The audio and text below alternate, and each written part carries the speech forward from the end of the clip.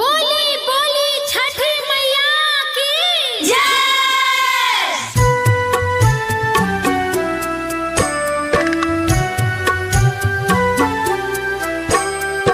अखन अहाँ सब सुनि रहल छी सत्यम सावरिया रिकॉर्डिंग स्टूडियो के शानदार प्रस्तुति।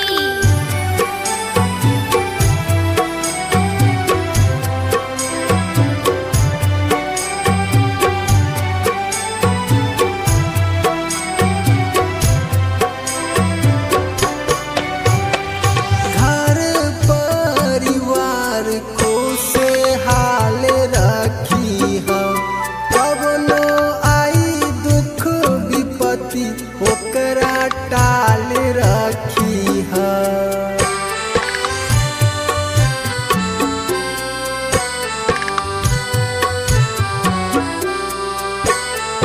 घर परिवार को से हाल रखी हम कवनो आई दुख विपत्ति ओकरा टाल रखी हम।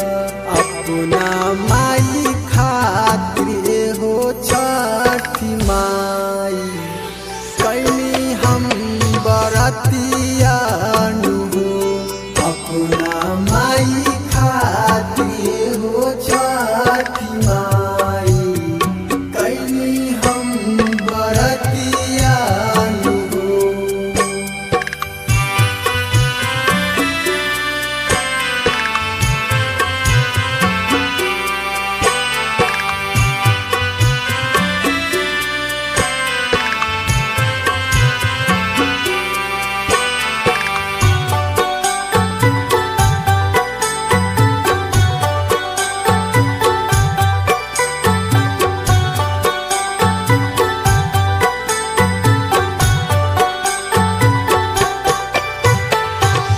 कलशुभ दौरा से घाट हम सजवनी सरधा भाव से माई तोह के बोलवनी।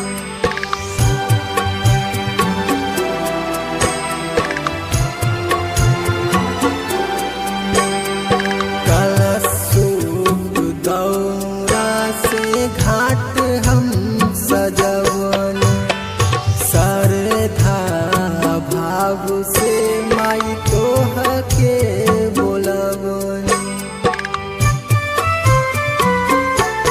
जल बिच ठार होके देहब हम अरघिया नु हो। अपना माई खातिर हो छठी माई कैली हम बरतिया नु हो। अपना माई खातिर हो छठी माई कैली हम बरतिया नु हो।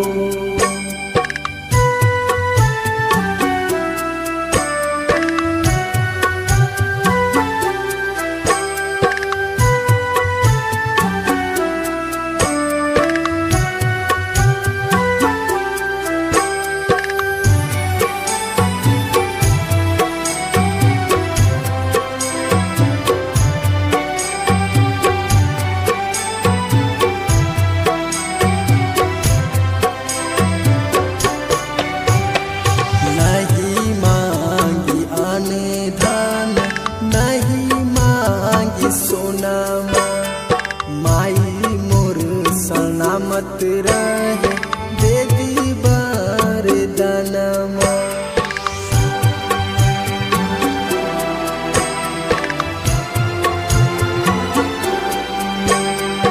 नहीं मांगी अन धन नहीं मांगी सोनामा माई मोर सलामत रहे दे दी वरदानमा। संजित हाथ जोड़ी करेली बिनतिया नु हो। अपना माई खातिर हो छठी माई कैली हम बरतिया नु हो। अपना हाँ